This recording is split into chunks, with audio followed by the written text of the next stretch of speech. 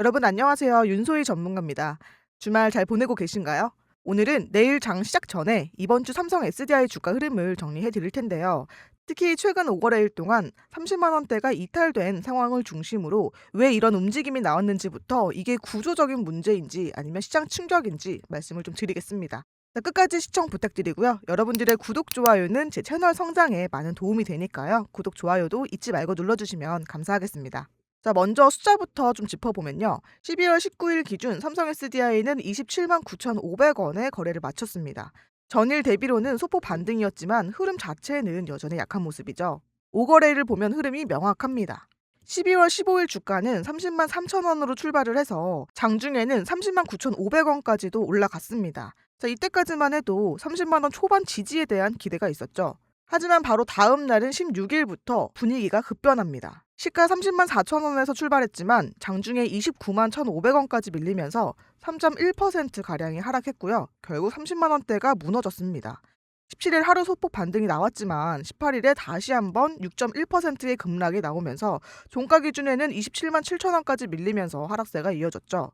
자, 19일에는 장중 26만 7,500원까지 저점을 좀 찍은 뒤에 장후에는 회복이 좀 나왔었지만 중요한 건 반등의 힘이 강하지 않았다는 점입니다. 자, 그럼 이 하락의 핵심 원인이 뭐냐? 결론부터 말씀드리면 삼성 SDI의 개별 악재라기보다는요. 2차 전지 섹터 전체를 강타한 포드 쇼크의 영향입니다. 자, 17일 LG 에너지 솔루션이 공시를 통해서 포드와의 전기차 배터리 장기 공급 계약이 해지됐다고 발표를 했죠.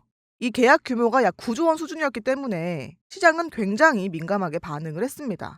자, 문제는 단순 계약 해지가 아니라 포드가 동시에 발표한 전략 수정 때문인데요. 포드는 이제 순수 전기차 중심 전략에서 하이브리드나 저가형 EV 그리고 ESS 쪽으로 자본을 재배치하겠다고 공식화했습니다. 그러니까 전기차는 가되 예전처럼 공격적으로는 안 간다는 이 메시지를 시장에 던진 겁니다. 실제로 미국 전기차 판매는 전년 대비 42% 정도 급감을 했고요.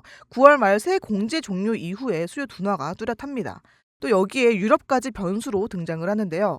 이유는 최근 2035년 이후 CO2 감축 목표를 100%에서 90%로 완화를 하면서 하이브리드 판매를 사실상 허용하는 쪽으로 방향을 틀었습니다. 이 말이 뭐냐면 전기차 시장이 사라지는 건 아니지만 성장 속도가 확실히 느려지고 있다는 겁니다. 그래서 지난 5거래일 동안 2차 전지 탑10 지수가요 9.2%가량 떨어지면서 LG 에너지 솔루션과 포스코 퓨처엠 그리고 에코프로 계열까지 모두 두 자릿수 하락이 나왔고요. 삼성 SDI 역시 7%대의 조정을 받은 겁니다. 자, 그럼 여기서 중요한 질문이 하나가 생기죠. 이게 삼성 SDI의 경쟁력의 문제인 건지 아니면 성장 기대치가 조정되는 과정이냐를 좀 보면 현재까지 나온 팩트로만 놓고 보면은 후자에 가깝습니다. 증권사들도 공통적으로 이야기하는 게 산업은 성장을 하지만 다만 예전처럼 빠르진 않다는 거죠.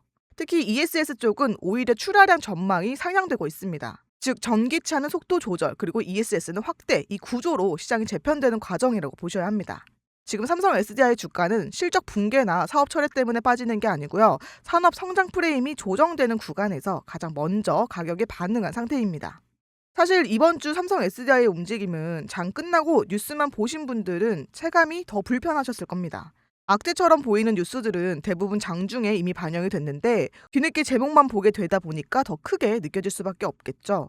자, 이런 장에서는 정보를 빠르게 안 보는 리스크가 가장 큽니다. 사실 이런 하락장에서 가장 불편한 거는 주가가 왜 빠졌는지 모르겠다라는 그런 느낌일 텐데요. 자, 요즘 시장에서는 틀린 정보보다는 늦은 정보가 더 위험하다고 할 만큼 이미 반영된 뉴스를 뒤늦게 보고 판단을 하게 되면은 매번 한 발짝씩 늦어질 수밖에 없습니다. 게다가 요즘처럼 변동성이 큰 장에서는 하루 종일 화면을 보고 있을수록 오히려 판단이 더 흔들릴 수밖에 없는데요.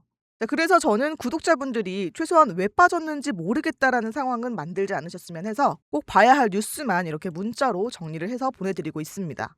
복잡한 분석보다 이게 지금 어떤 의미인지 정리를 해서 보내드리기 때문에요. 훨씬 도움이 되실 테니까요.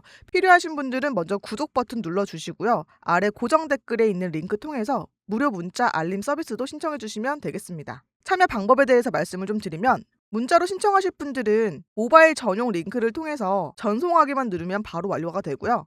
네이버 폼을 신청하시는 분들은 클릭을 하시게 되면은 이렇게 간단한 체크창이 나옵니다. 먼저 구독 여부 확인해 주시고요.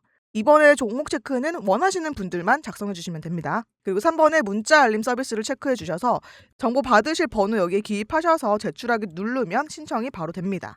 둘 중에 편한 방식으로 하나만 선택해서 보내주시면 됩니다. 광고 문자가 아니라 이렇게 시장 리스크나 방향성 변화가 생길 때만 정리해서 보내드리고 있으니까요. 편하게 신청해 주시면 될 것 같습니다. 다시 돌아와서 정리를 좀 해보면 지금 구간은 공포 구간이라기보다는 기대치가 낮아지는 조정 구간에 가깝습니다. 자, 이런 구간에서는 주가가 먼저 흔들리고 나중에 방향이 정리됩니다.